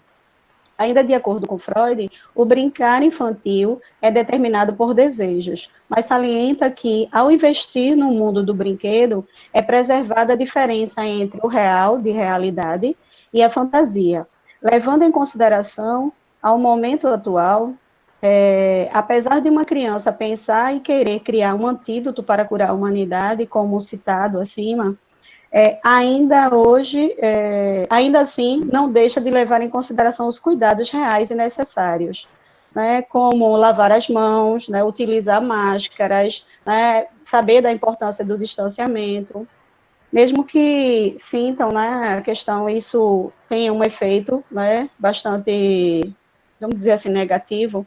Com este exemplo, entendemos que a relação com o brincar não é colocado como uma atividade apenas imaginativa, e sim como uma realização do desejo do inconsciente. Lu voltou, não, né? Não, ainda não, Eli. Pronto. Então, vamos lá. É através da brincadeira que a criança adquire experiências e evolui. Brincadeiras criadas por si própria e também brincadeiras inventadas por outras crianças ou um adulto. No início, a criança normalmente brinca sozinha ou com a sua mãe. Em seguida, inicia a brincadeira com outras crianças e faz amigos, inimigos durante a mesma. Ou seja, a brincadeira fornece uma organização para esse início de relação emocional, contribuindo para o desenvolvimento e socialização. E aí tem um exemplo aqui que eu queria deixar para a Lu, porque é bem, né? É bem pessoal, e eu vou passar mais adiante, tá bom? Pode ser, Aninha? Pronto, Eli, pode sim. Ela está tentando reiniciar porque está travando para ela. Ela está reiniciando o computador para poder retomar, tá? Ok. Então, dando continuidade, vemos que é por meio do brincar, do faz de conta, que a criança ensaia respostas que a tiram de um lugar de passividade diante do grande outro. A partir desse recurso psíquico, a criança liga, elabora, faz série singular dos acontecimentos da própria vida, articulando significantes diante dos acontecimentos do real, né? E aí a gente traz a Julieta Jerusalém para nos ajudar nessa discussão. E assim é possível, né, para C, por exemplo, que tem criar uma bola de sabão que proteja o mundo inteiro, né? Ou para H, pedir para brincar de estátua com o vírus e dizer que aí ele fica paradinho e não pega ninguém. É nesse sentido, né, que a Julieta nos diz que o tempo do brincar é o tempo do faz de conta, do agora eu era, do como se, evocando o marco do brincar simbólico. Tempo em que a criança goza dos deslocamentos a que o significante dá lugar, das metáforas que ela possibilita, e por meio das quais uma coisa pode ser tomada por outra, como em tempos de home office, por exemplo, em que a filha passa a ser a mãe, né, como no dizer de Ellie. E aí Ellie tem 3 anos, e a mãe diz assim para ela, o pai trabalhando, a mãe diz, filha, fale baixo, que o papai está em reunião. E passado algum tempo, a mãe acaba esquecendo e começa a falar mais alto. E aí a filha, né, do mesmo tom, fala, mamãe, fale baixo, que o papai está com o Rei Leão. Ou ainda ser possível brincar no mesmo espaço que a mamãe trabalha, sem atrapalhá-la, como nos dizeres... Alguém falou? Como nos dizeres de R. É que eu voltei aqui, mas com o celular, meu computador travou, desculpa. Não tem problema, meu amor. O importante foi que você voltou. Pois é, já estava me sentindo, não sozinha, né? Temos um Por grupo aqui favor, maravilhoso. Não, mas você sabe, né? Não, gente, estamos né? em... Não, sentimos saudade, vamos dizer assim. Mas eu digo assim, você entendeu o que eu quis dizer, Aninha? Lógico, mas eu não podia deixar de comentar, senão não era eu. Muito bem, verdade, concordo. Mas me perdoe, viu, gente? É porque, assim, né? A gente tem aquela história da conversa, da construção que foi feita a 4 mãos, né, Lu? E aí, fica, de certa forma, a gente parece que fica meio... quando o coleguinha não está ali do lado. Lembra o coleguinha para dar o apoio? Não é? Lu, eu pulei, né, o exemplo de Jota, porque por ser algo bem especial para você. Né? Ah, certo. Mas você quer continuar? Que você estava falando um outro exemplo ou eu falo? Não, pode falar de Jota. Eu não sei se ele falou. Estão me pedindo para colocar na horizontal aqui. Vocês estão me vendo bem? Uhum. Estamos. Foi Lorena que pediu. Não sei se ele já falou, né? Assim, com relação à questão do brincar, né? Que é pelo brincar, simbolizando, falando e representando, né? Os conteúdos que as crianças elas se sentem perturbadas de alguma forma, né? E aí elas revelam e elaboram os momentos traumáticos, né? Que ocorrem no decorrer aí do desenvolvimento. E aí, como exemplo disso, eu queria que Renata, tu acha que tu consegue colocar aquela imagem? Da ilustração, né? Deixa eu tentar, Lu, só um minutinho. Certo. Enquanto isso, eu vou falando, né? Então, como exemplo disso, temos o caso de Jota, mas assim, é João Lucas, porque vocês vão ver que no desenho tem o nome dele. Ele tem 7 anos, né? E aí, em uma dessas solicitações, né, que a professora fez, né, para a atividade do dia, né, que pesquisasse um poema e, ao final, fizesse uma ilustração do que eles construíram. E aí ele foi escolher um poema onde o foco principal era o livro e a importância deste, né, para a vida das pessoas. E aí ele desenhou, ao final ele quis, né, ilustrar desenhando o mundo. E aí ele perguntou à mãe dele, né, como é que eu faço o mundo? E aí ela deu algumas dicas e aí ele foi e fez esse desenho aí que vocês estão vendo. E aí ele se refere, né, eu desenhei um mundo doente. E ao lado ele coloca essas imagenzinhas aí que ele diz que é o coronavírus. E no poema, eu vou ler o poema para vocês, né? O poema é livro, aí ele escreveu, né? Um livro parece mundo, mas nele a gente descobre tudo. Um livro tem asas longas e leves que de repente levam a gente para um mundo diferente. João Lucas.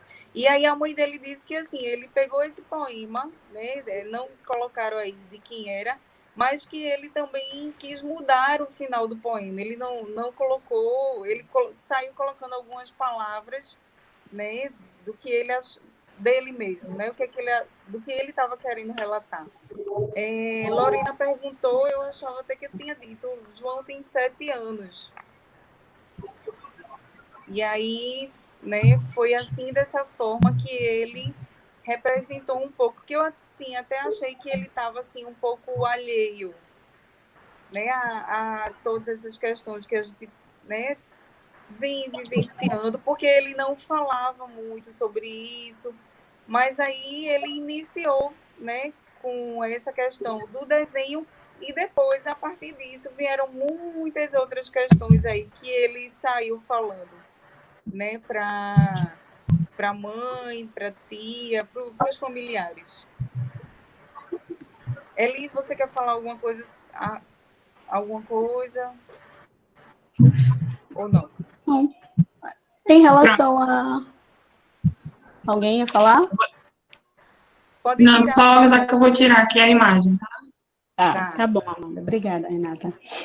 Sim, aí a gente vê, né, Lu, a questão dessas metáforas do faz de conta, né? E aí o João, ele traz, né, na própria ilustração, a gente vê, né, e na própria escrita, né, do João, a ideia de se remeter a um outro mundo, né? E a gente pode até, né, supor que mundo é esse, um mundo sem vírus, né? Um mundo em que eu possa estar na minha escola, que eu possa ir para o meu treino de futebol, né? Futebol. Que é a paixão, né, do... Pois é, ele tem sentido muita falta, chorou muito, mas agora, assim, de abril para cá ele está mais tranquilo. Até no desenho ele colocou 4/4, mas ele fez esse desenho dia 4/5, né? Que foi quando as aulas iniciaram. Uhum. Aí tem um exemplo agora, Lu, que me fez lembrar quando você estava falando da situação da nossa preocupação com os nossos pais, né? Que às vezes eles, né? A gente, por mais que insista, né? Alguns acabam teimando em sair, né? E aí tem um garotinho, né? Que a gente nomeou por GB. Ele tem 8 anos e pensando nessa relação de troca, né? Filho-mãe, neto-avó. Ele diz o seguinte, né? A mãe já tinha tentado de tudo para ver se a avó, né, parava de sair e comentou com o filho. Então ele resolveu dizer o seguinte, né? Para a avó: vovó, eu parei de ir para a escola, não estou brincando com os meus amigos e a senhora passeando, não me deixe triste, vovó. A avó começou a chorar e prometeu não sair mais. Tá? Então, pensando exatamente nessas trocas, né, nesse momento do faz de conta, na elaboração que a criança vai fazendo com o brincar e também do que vai sendo dito para ela, né, que essas posições, elas são, de certa forma, mexidas, né, e isso ajuda muito, né, para que ela possa ir se organizando e construindo esse seu mundo. Quer falar alguma coisa, Lu? Não.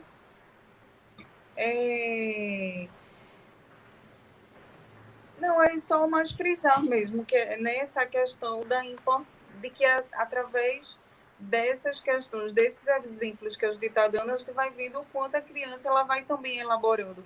E aí, através das brincadeiras, tem o que você falou também, a questão da repetição, né? E a criança repete, repete, até que ela consiga dar um sentido, né, para aquilo que ela tem sentido, né? Tem angustiado um pouco também. Ok. Então, nós vemos por meio do brincar que a criança põe em cena respostas que vem elaborando diante do seu grande outro. Por meio dos seus personagens e desenlaces fantasiosos, elas representam seus próprios conflitos, numa tentativa de elaboração, precisando encontrar certo ponto de identificação e certa acolhida para os companheiros de jogo na trama. né? E é nesse sentido que aí a Julieta, ela vai dizer que ela compara o brincar a uma encenação teatral. E diz que esta possibilita, que a cena teatral possibilita ter acesso a um gozo e a jogar com deslocamentos de posição entre ator e espectador e seu próprio drama, né, deslocado a um marco ficcional. Então, é mais ou menos o que a gente está trazendo aqui em relação aos dizeres das crianças, né? O cenário de incerteza e angústia que estamos vivenciando geram impasses e tensões que necessitam de elaboração, porque aquilo que não elaboramos, repetimos. Daí talvez seja por isso que estejamos passando por esse momento tão terrível em relação a essa pandemia, né? Porque outros, se a gente for pensar na história, outros momentos já aconteceram, e por que a gente não aprendeu nada? Ou, pelo menos, não colocou isso em prática, né? É preciso elaborar, é preciso lembrar que o risco é de todos e para todos, né? Mas isso não quer dizer que atinja todos da mesma forma. E aí a gente percebeu nas demandas das crianças, né, nos dizeres, em que, como a gente já discutiu aqui, alguns se sentiram felizes, por exemplo, por estar em casa, né, estão se sentindo, até Lu às vezes relata algumas situações na clínica, em que crianças estão gostando porque estão curtindo estar mais com os pais. Quer falar alguma coisa, Lu? Me lembrei de um que ele falava assim, eu estou adorando e não quero que as aulas comecem. Eu disse, mas por quê? Aí ele disse, porque eu estou descobrindo muitas coisas novas dentro do meu quarto. E aí, assim, foi aí eu fui perguntando, né, mais, e ele começou a falar que, assim, estava reencontrando alguns brinquedos antigos e que ele já não brincava mais e que, né, nesse momento ele estava também aproveitando, né, revivendo, sabe, eu acho que um pouco o que ele já viveu, e aí tem outras questões também envolvidas relacionadas a perdas familiares, que eu acho que, de certa forma, né, ele fez esse link através dos objetos, né, revivendo um pouco isso. Né? Então, ele estava, assim, amando. Mas, por outro lado, né, Lu, algumas pessoas estão reclamando que não estão tendo espaço, né, que, de certa forma, precisam de um distanciamento dentro do distanciamento, né, e aí a gente fica, né, se perguntando, mas como pensar um distanciamento com todo mundo dentro de casa, né, alguns dos questionamentos que nós fizemos, né, Lu, e aí estamos trazendo justamente para a nossa discussão, com demandas domésticas, que, né, todo mundo está passando por isso, né, com demandas escolares, com demandas de trabalho, né, para tais perguntas, e aí a gente sabe que não há uma resposta única, visto que cada sujeito e cada família também é única. Mas podemos pensar alternativas, como a mãe do garotinho do poema, né, do Manuel de Barros, que viu na curiosidade do filho um momento para a escuta. Ou também como o pai, né, que não conseguiu atender num determinado momento, mas que depois que passado o sufoco dele, ele refletiu e abriu espaço para o diálogo e para o faz de conta. Quer falar, minha amada? Sim. Bom. E aí, e é dessa escuta que nós estamos trazendo aqui, né, e que pensamos, né, que a nossa discussão perpassasse por isso, né, dessa reflexão que necessitamos para entender que aquela rispidez, por exemplo, às vezes a gente dá um grito, claro, está estressado, né, não nos deixa, só nos deixa mais irritados e nossos filhos chorosos. Ou ainda, mas, assim, a gente pode parar e pensar, poxa, não deu muito certo, aquela forçada na hora do almoço, né? Vamos tentar uma outra estratégia, tal. Mas desde que isso seja conversado, compartilhado, né? Porque tudo que é compartilhado, eu penso que o sofrimento é menor, né? Porque vamos estar apoiando. Vê, Lu voltou, eu já estou me sentindo, né? Apesar disso, vejam, aí vou reforçar, que eu estou acompanhada aqui de um grupo maravilhoso, mas tem aquela questão, né?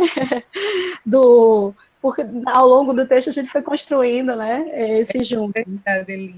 Isso me fez lembrar o que a gente tinha conversado, né, e eu gostaria de compartilhar, que a mãe de uma dessas crianças, ela estava falando, assim como Lorena, né, também falou, das dificuldades que ela está tendo. E aí ela disse que era tão difícil para ela, assim como estava sendo para ele. né, para a criança fazer a atividade.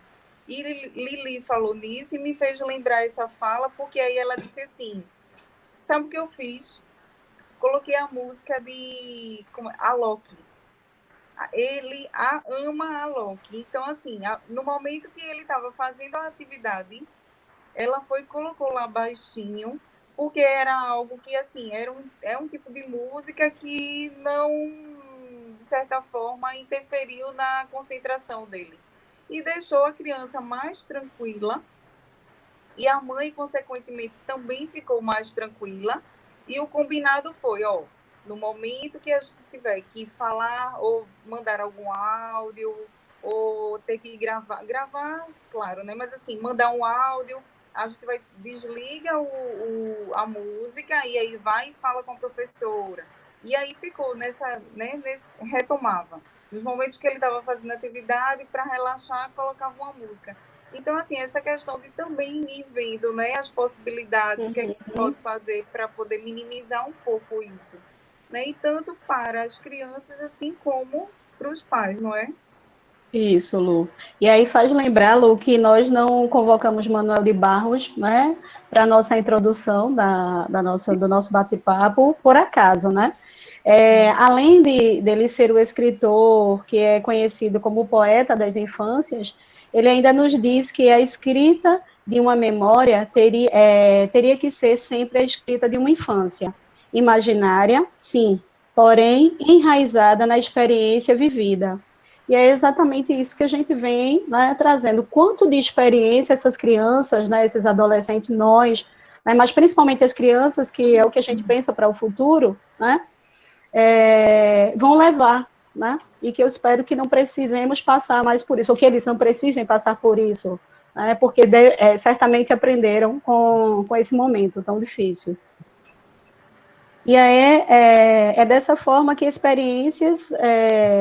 E aí a gente se pergunta, que experiências pensamos ou estamos passando para os pequenos? Como estamos construindo as narrativas para esse momento de pandemia? Né? Continuamos com um questionamento, que tal ressignificar aquilo que nos rodeia e explorar, como o Lu já bem falou, né, que do dizer lá do paciente, a questão de descobrir novos brinquedos, ou, de certa forma, retomar aquele brinquedo tão esquecido, né? E brincadeiras, né? Como cozinhar com a família, tal. Então, querem falar alguma coisa?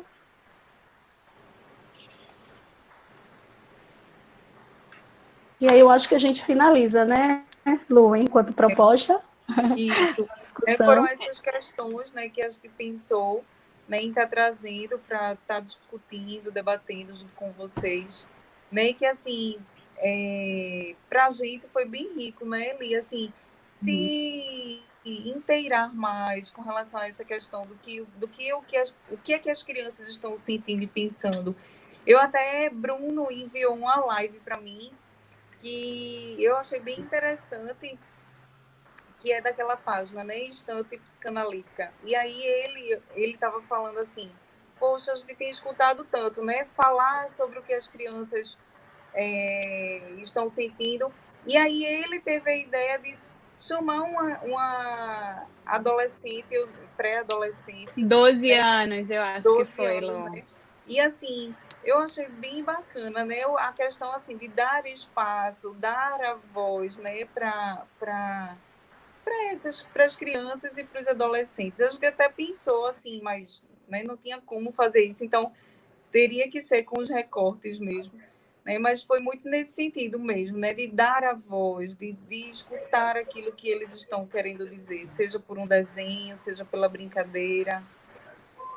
E agora Desculpa. Não, pode falar, Liliane, pode falar. Desculpa. Eu assisti agora recentemente com uma equipe do pessoal que trabalha em Minas Gerais, e aí uma fala, lembra agora, Lu, diz assim, você quer conhecer um autista? Fale como autista. Se você quer ser, escute o adolescente. A gente tende a nos preparar sem escutar aquela pessoa que está precisando. Eu lembro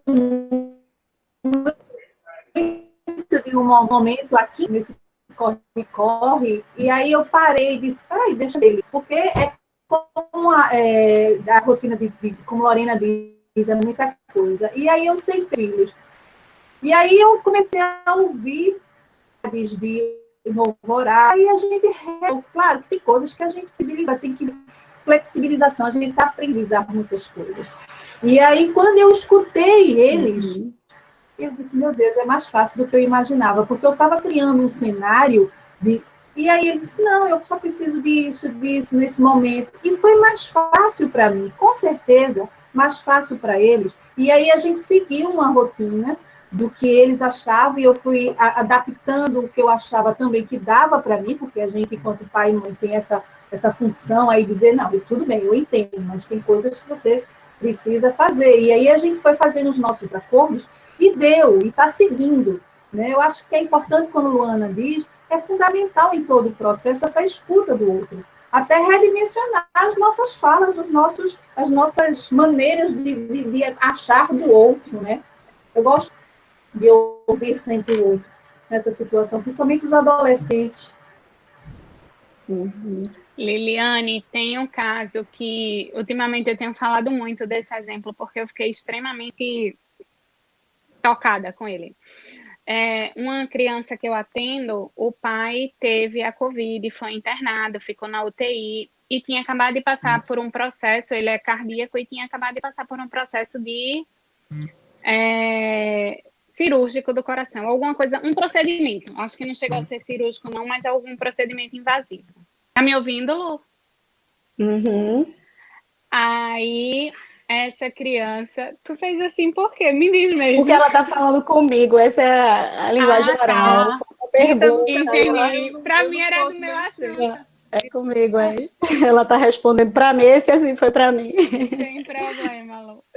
Aí, essa criança, quando eu falei com ela por ligação, não foi nem numa sessão, foi por ligação. Quando eu soube, eu liguei para ela para falar com ela.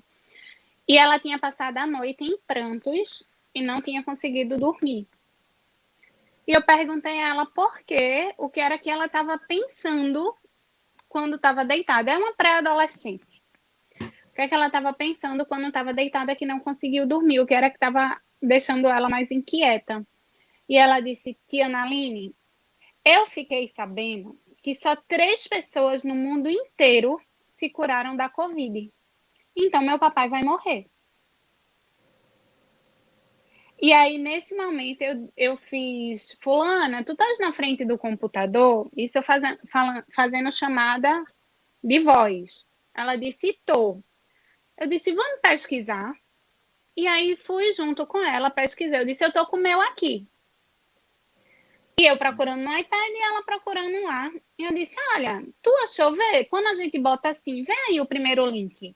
E a gente conversando, ela disse, eita, tia Naline, no Brasil, 55% da população que foi contaminada se recuperou. Aí, na época, era mais ou menos quase 15 milhões, não sei o quê. E ela disse, eita, então meu papai tem chance de sobreviver, né, tia Naline? Eu disse, sim. Agora, de fato, tinha aparecido uma reportagem que, ocasionalmente, eu tinha assistido, de 3 pessoas que eram 3 pessoas, um era um grandão que tinha sido combatente de não sei o que era um senhorzinho. Outro era um médico que também era muito idoso e tinha muita comorbidade. Eram 3 casos que, a princípio, seriam casos de óbito, né? Mais inclinado para o óbito, mas que se recuperaram. Só que ela tomou esse exemplo como se só esses 3 no mundo todo tivesse se recuperado da Covid. Então, depois que a gente conversou, ela disse, então pode, né? Então, existe a possibilidade. E aí, ela começou a encarar de uma outra forma. Mas eu só consegui entender o que se passava na cabeça dela porque eu perguntei. Porque até então as pessoas só diziam, não, seu pai vai se curar, não, vai ficar tudo certo. Mas ninguém perguntava o que era que ela estava pensando. Isso me tocou muito. Ela estava extremamente aflita nessa ocasião. E, de fato, o pai dela se curou. Hoje está em casa, está bem. Que bom, não é? Silvia Nelo. Renata, como? Silvia está querendo falar. Silvia está querendo falar. Silvia e depois Renatinha, né?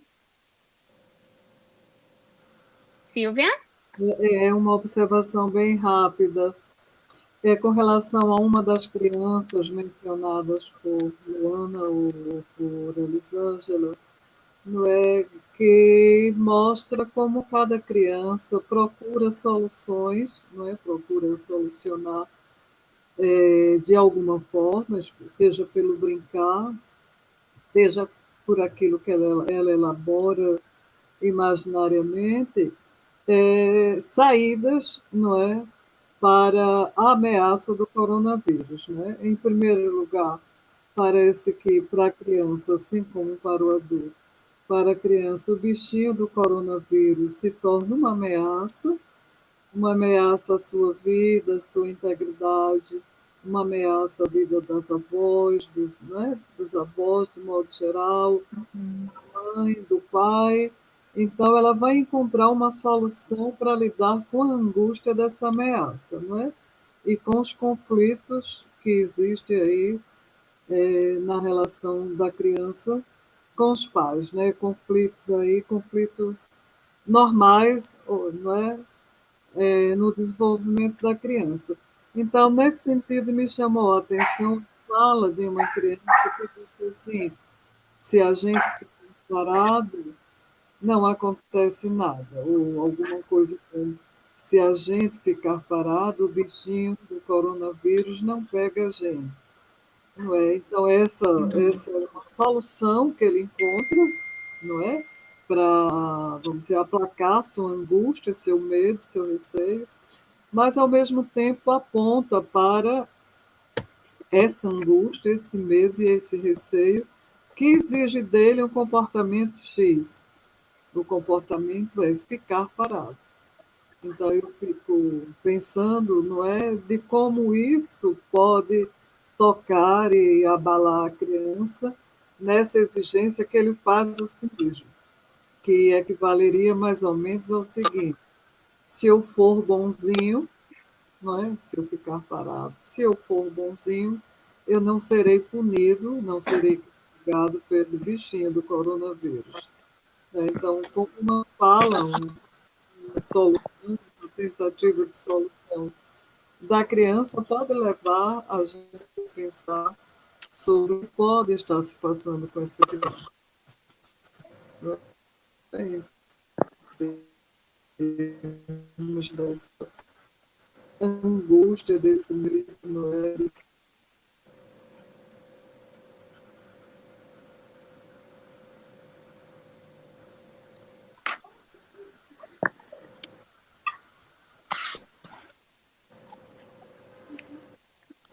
Eu acho que a internet de Silvia parou, foi isso, Ali? Silvia? Para mim travou um pouquinho. Para mim também travou. Para mim travou também. Silvia, você pode repetir? Esse finalzinho, né? É, o finalzinho. Está fechado. Ela... Silvia, você poderia abrir o Microfone. microfone? Todos nós podemos fechar o microfone para poder Silvia falar? Ani, eu já falei, ninguém escutou, não. O finalzinho, Silvia, cortou. Aí eu não sei qual foi o finalzinho. Vocês escutaram até onde? Escutaram até onde? Não estão... Ô, Silvia, o finalzinho foi: se eu for bonzinho, eu não serei pego pelo bichinho do coronavírus. Aí, a partir disso, parou. Isso. Estão ouvindo agora? Sim. Estão me ouvindo? Sim, estamos. Quem está ouvindo? Acredito que todo mundo levantou o dedinho. Que está Está todo mundo ouvindo, Silvia, é porque os microfones estão silenciados. Mas... Vou repetir, tá? Não sei exatamente até onde vocês ouviram. Mas eu queria chamar a atenção para a fala daquela criança que disse assim: se eu ficar parado, o bichinho não me pega. Tá certo? Tudo bem? Então, eu Isso. queria dizer quanta coisa pode estar contida na fala dessa criança. Então, claro que isso é uma solução encontrada para a criança, né? Encontrada pela criança para a ameaça do bichinho do coronavírus. Ele se angustia, não é? Ele sofre com isso, ele tem medo disso e encontra uma solução. Se eu ficar parado, nada vai me acontecer. Então, eu queria dizer que essa solução, embora seja uma solução, ela aponta ao mesmo tempo para uma solução que vai exigir muito dele, que é o seguinte: se eu for bonzinho, se eu for bem comportado, se eu ficar parado, eu não serei punido, não é? Eu não serei castigado pelo coronavírus. Inclusive, isso podendo se estender à família como um todo. Se eu for um bom menino, nada vai acontecer aos meus pais, nem aos meus. Só para mostrar o alcance dessa fala dessa criança, que não reflete apenas um entendimento ou uma solução imaginária para a condição dele, não é? Mas que remete a muito mais que isso. Inclusive a angústia, né, Silvia? E a culpa dessa criança não é porque os desejos da criança elas já existiam antes da pandemia. Então, qualquer desejo que apareça ou reapareça aqui não será algo novo, mas será algo que remete a uma experiência anterior dos desejos, dos medos, não é? Não só dos bons desejos, mas dos maus desejos também, né? Maus desejos sem nenhuma conotação moral, né? Mas o desejo de morte do pai, da mãe, etc., é muito natural em todas as crianças, que faz parte, não é, do desenvolvimento dela. Então, de que modo esses desejos vão se expressar aí num momento tão crítico como esse momento da pandemia, né? Importante. Importante, Silvia, é muito importante essa tua fala, né? O que é que isso vai, no final, ter de atravessamento na subjetivação, né? Na constituição subjetiva. Sim. Né? Mais alguma coisa, Silvia, que você queira pontuar? Não? Mais alguém gostaria de fazer algum comentário? Só para ir finalizando, Aninha, tem uma questão aqui do chat da Mariana, em relação à socialização das crianças. Como é que vocês pensam o efeito da falta de convivência com iguais por um tempo prolongado? As brincadeiras que exploram e dão limite ao mesmo tempo. A questão da convivência das crianças não estarem mais dentro do círculo social da escola e das outras atividades, né? Lu? Eli, tu quer falar alguma coisa sobre isso? Eli, teu microfone está fechado. A pergunta é o que a gente pensa sobre esses efeitos. Não é isso, Renata? Foi isso? Bem, eu acredito que já, de certa forma, a gente já tem um rascunho desse, né? Eu digo rascunho porque tem muita coisa ainda que vai ser preenchida, né? E no final, sabe Deus o que é que vai dar nessa imagem final. Mas, com certeza, é bem grave, né? E aí, por isso que, quanto mais a gente tentar, né, ter esse contato, tentar manter esse laço, né, mesmo que usando a tela, né, o computador, o celular, né, voz, eu tiro isso pelas experiências que a gente vem tendo, né? Nós adultos, quando eu estou falando com, né, as pessoas queridas, os conhecidos, tal, alguém, eu liguei, por exemplo, para a gestora da minha escola, então na hora que eu escutei a voz dela, meus olhos já marejaram, aí ela chorou do outro lado, tal, então eu penso, imagina se isso acontece com nós adultos e os nossos, né, os pequenininhos, né, as crianças, os adolescentes, então o fato de ouvir, né, muito mais assim, a ligação ou um áudio que se manda, né, hoje eu sempre gostei muito de usar o WhatsApp escrevendo, né, mas hoje eu utilizo muito mais o áudio, né, e até justifico, porque eu gosto de ouvir a voz do outro, né, eu disse isso para a Lulu, eu gosto tanto de ouvir tua voz pela manhã, porque a gente já, né, aí a gente tá mandando, e eu tô mandando, Aninha, tô te mandando o áudio, aí quando ela manda para mim, a gente já escuta aquela, né, alegria que é peculiar, né, da fala da Aninha, cheia de energia, tal, e dá aquele, né, aquele up, né, na gente, então, o efeito disso, né, nas crianças.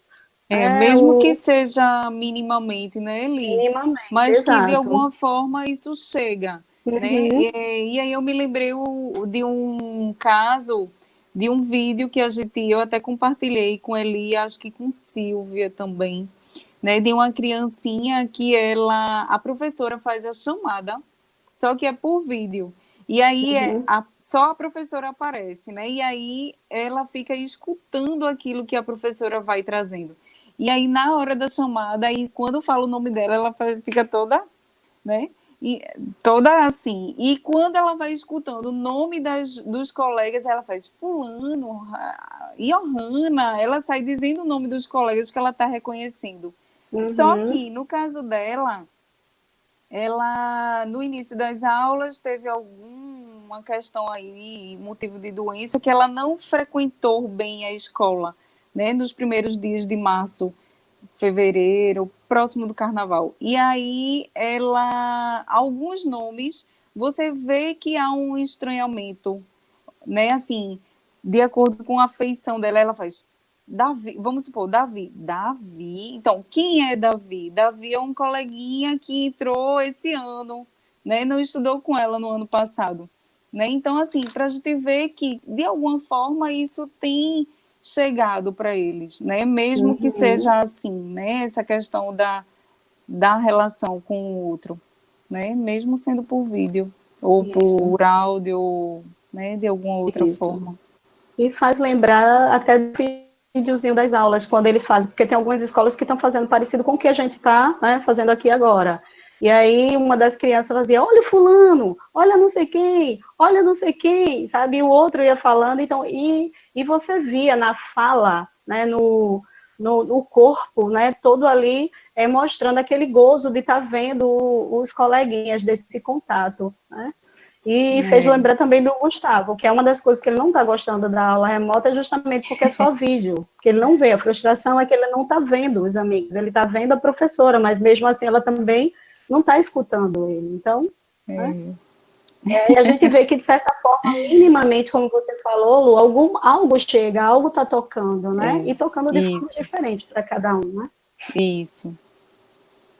Ok. Acho que era isso, Aninha.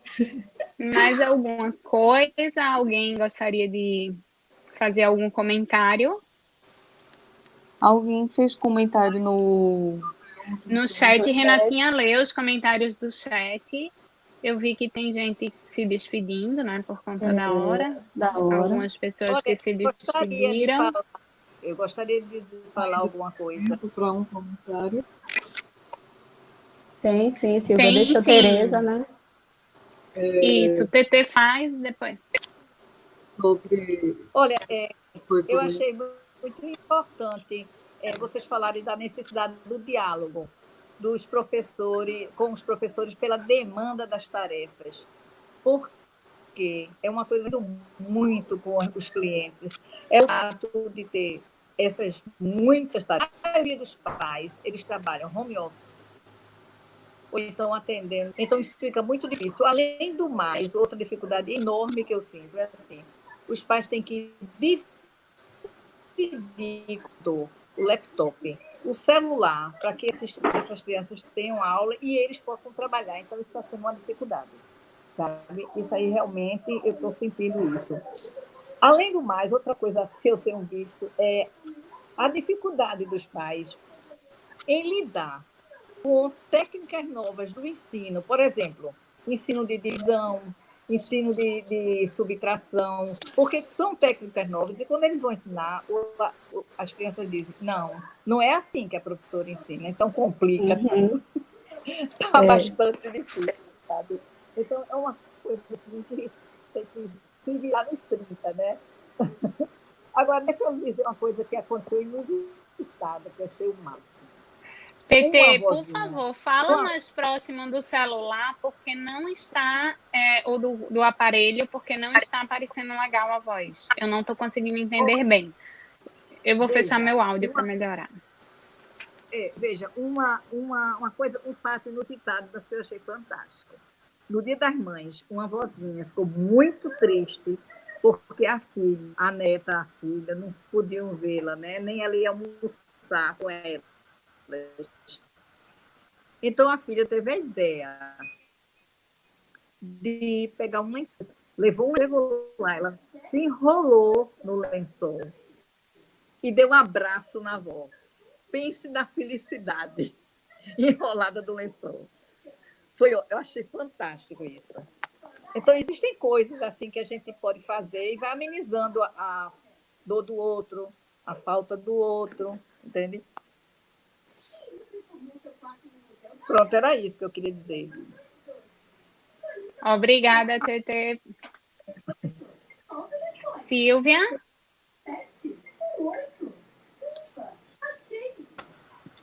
Ainda dá tempo. Silvia? Dá sim, Silvia. Um comentário bem breve. Eu estou perguntando, inclusive,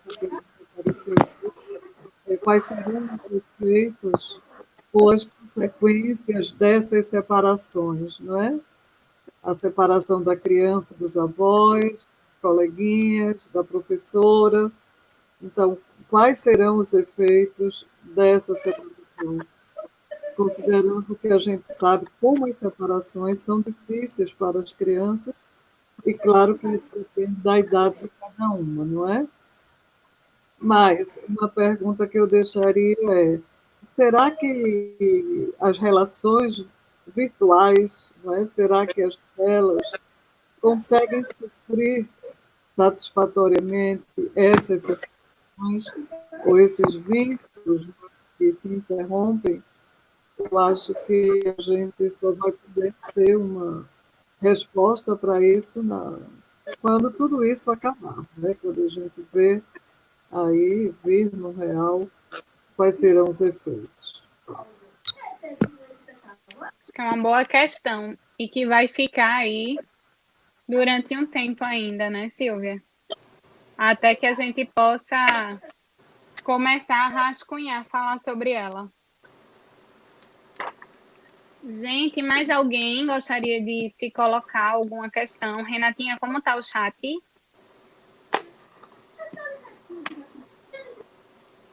Oi, Aninha, tá tranquilo. O pessoal está agradecendo o encontro, dizendo que foi muito bacana a experiência, que o debate está sendo muito bom, muito rico. A gente agradece também a presença de todo mundo. É verdade. Gostaríamos de agradecer a Eli e a Lu, que toparam nossa primeira empreitada. Gostaríamos de agradecer a toda a equipe do Niná que está aqui, a todos os presentes. Foi muito bom contar com vocês, com os comentários, com a participação. Agradecemos por estar com a gente também nesse formato, sem os abraços, mas entendendo que o Niná sempre promove esse intercâmbio de saberes e de afetos, né? Mesmo dessa forma. Sim. Obrigada, gente. Contamos com vocês para as próximas. E qualquer coisa, podem mandar mensagem que estaremos aqui para trocar, tá bom? E sugerir também, né, Aninha? Sugestões, né? Tema para a gente poder discutir. Né? Para trocar, né, Eli? Exato. E aí, a gente deseja uma boa tarde de sábado e um bom final de semana a vocês.